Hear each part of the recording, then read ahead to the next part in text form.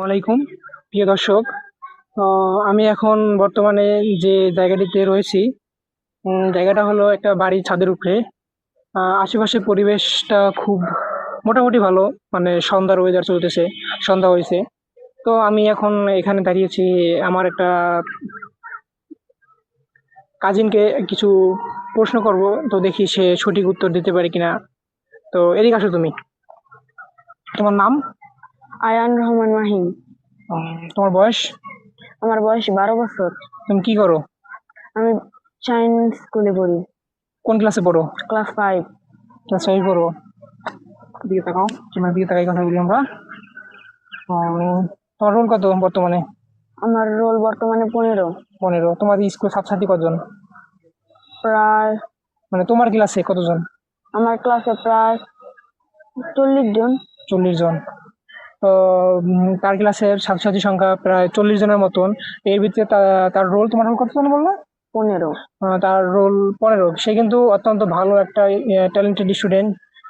কারণ এতগুলো ছাত্রের ভিতরে বা এরকম একটা স্কুলে মনে করেন যে চান্স পাওয়া বা পড়াশোনা করা বা ওই রকম পর্যায়ে রোল রাখা অত্যন্ত টাফ। তো আমি তার কাছ থেকে আরো কিছু জানার চেষ্টা করব। তোমার বই কতগুলো বই আছে তোমার, মানে কত পিস বই তোমার? 6টি। 6টি বই। বইগুলোর নাম বলতে পারবা? জি। বলো। বাংলা, ইংরেজি, গণিত, বিজ্ঞান, ধর্ম, বাউবি ইত্যাদি। ইত্যাদি না? উম, তোমাদের বাংলা বইতে তো কবিতা আছে, তো তুমি তোমার জানা মতে কোনো কবিতা মুখস্থ আছে? জি। আছে, তাহলে তুমি আমাদের উদ্দেশ্যে একটা কবিতা বলো। হ্যাঁ, জি। কবিতাটাই বলো।